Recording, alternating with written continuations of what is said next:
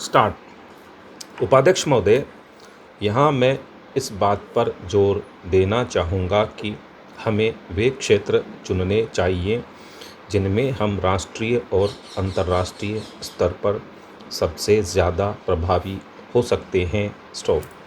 पर यह चयन बहुत सावधानी से करना होगा। हम कुछ किस्मों की प्रौद्योगिकी का आयात कर सकते हैं ताकि उन्हें और विकसित कर सकें। पर हम बार बार आयात नहीं कर सकते। यह बात महत्वपूर्ण है। औद्योगिक विकास और विदेशी व्यापार में बाधा पहुंचाने वाली बहुत सी बातों को हमने हटा दिया है। इस कारण से अब भारतीय उद्योगों को देश विदेश से ज़्यादा प्रतिस्पर्धा का सामना करना पड़ रहा है। कुछ क्षेत्रों को छोड़ दें तो प्रौद्योगिकी के चुनाव जैसे विषयों पर निर्णय अब मुख्यतः उद्योगों द्वारा ही लिए जाते हैं। पुराने अनुभवों की वजह से इस बारे में चिंता होती है कि क्या उद्योग प्रौद्योगिकी का अधिक से अधिक आयात करेंगे। अगर हम आयातित प्रौद्योगिकी में लगातार और बड़े पैमाने पर घरेलू प्रौद्योगिकी को शामिल करना नहीं सीखते और अपनी घरेलू प्रतिभा और संसाधनों के आधार पर बड़े पैमाने पर अपनी ही प्रौद्योगिकी तैयार नहीं करते तो हम पीछे रह जाएंगे। अगर आप देश में ही नया कुछ नहीं करते, अगर आपके पास अपना कोई अनुसंधान और विकास कार्यक्रम नहीं है, अगर आपके पास अपनी प्रौद्योगिकी नहीं है, कोई आवश्यक नहीं कि प्रौद्योगिकी 100% आपकी अपनी हो, पर ऐसी हो जिसको आपने सुधारा हो और जिसका भारतीयकरण किया हो, तो आप प्रौद्योगिकी के क्षेत्र में पीछे छूट जाएंगे। आप केवल दूसरों की नकल करते रहेंगे, दूसरों से आयात करते रहेंगे और फिर भी पीछे रहेंगे। ऐसा ही होगा अगर हम अनुसंधान और विकास के आधार का अपनी सीमाओं में अपने ही बल पर विस्तार नहीं करते। अगर पैसों की आवश्यकता है, संसाधनों की आवश्यकता है, तो सबसे पहले इसी क्षेत्र को है। मैं इस प्रश्न को थोड़े दूसरे रूप में रखना चाहूँगा।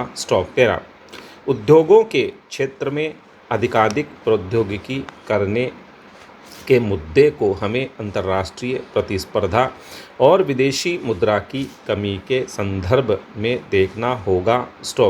व्यापार असंतुलन को दूर करना अपने आप में महत्वपूर्ण है, पर इसी को लक्ष्य बना लेना पर्याप्त नहीं है। भुगतान असंतुलन की हमारी समस्या तभी दूर होगी जब हम प्रौद्योगिकी का शुद्ध निर्यात करना शुरू कर देंगे, और यह मैं भारतीय वैज्ञानिक समुदाय के सामने एक चुनौती के रूप में रख रहा हूँ। उपाध्यक्ष महोदय, एक राष्ट्र के रूप में क्या हम वर्तमान शताब्दी के प्रथम दशक तक प्रौद्योगिकी के शुद्ध निर्यातक बन जाने का लक्ष्य अपने लिए निर्धारित कर सकते हैं? हमें ऐसा करना ही होगा क्योंकि विकासशील देशों ने पहले से ही अपनी जिम्मेदारियां तय कर रखी हैं। हाल ही में हुई बैठक में भारत ने सौर ऊर्जा के क्षेत्र में विकास की जिम्मेदारी अपने ऊपर ले ली है। मैंने मन में इरादा किया था कि मैं 10वीं योजना में ऐसा करूँगा। इसे मैं भारतीय वैज्ञानिक समुदाय के सामने एक चुनौती के रूप में रखना चाहूँगा। मैं चाहूँगा कि एक कार्य योजना बनाई जाए। उद्योग और वैज्ञानिक संस्थाएं मिलकर बहुत जल्दी प्रौद्योगिकी के विकास के लिए कुछ सार्थक कदम उठाएं। ऐसा विशेष तौर पर उन 2 क्षेत्रों में किया जाए जो हमने चुने हैं, सौर ऊर्जा और जीन बैंक। स्टॉप। सच तो यह है कि वैज्ञानिक समुदाय के संपूर्ण सहयोग के बिना मैं कुछ नहीं कर पाऊंगा। स्टॉप। मैं यह चुनौती आपके सामने रखता हूं। स्टॉप। भारी संख्या में उत्पादक रोजगार उपलब्ध कराने के संदर्भ में हमें इस बात का ध्यान रखना होगा कि अधिकांश लोग गांवों में ही रहेंगे और खेती पर निर्भर करेंगे। स्टॉप। नए प्रौद्योगिक अनुसंधान में इस बात के लिए कोशिश करनी होगी कि इन लोगों की उत्पादकता में सुधार किया जाए। स्टॉपेरा। फसलों के उत्पादन में संबंधित अनुसंधान और विकास में निवेश के सिलसिले में अभी बहुत कुछ किया जाना है। स्टॉप। दालें, तिलहन, धान और गन्ना स्पष्टतः ऐसे क्षेत्र हैं जिनमें और सघन शोध की आवश्यकता है। स्टॉप। कृषि संबंधी शोध का दायरा केवल जमीन के प्रबंध तक ही सीमित न होकर उत्पाद के संरक्षण, पैकिंग और ढुलाई को भी अपने में सम्मिलित करे। स्टॉप। आप जहाँ कहीं जाइए हमारे फल उत्पादकों को असंतुष्ट पाएंगे। स्टॉप। उनका कहना है कि उन्हें अपने उत्पाद की उचित कीमत नहीं मिलती। स्टॉप। मौसम समाप्त होने तक सारा उत्पादन का समय भी समाप्त हो जाता है। स्टॉप। उन्हें सबसे कम कीमतें मिलती हैं और वे गरीब बने रहते हैं, जबकि दूसरी ओर फल उत्पादन की लागत बढ़ती जा रही है। स्टॉप।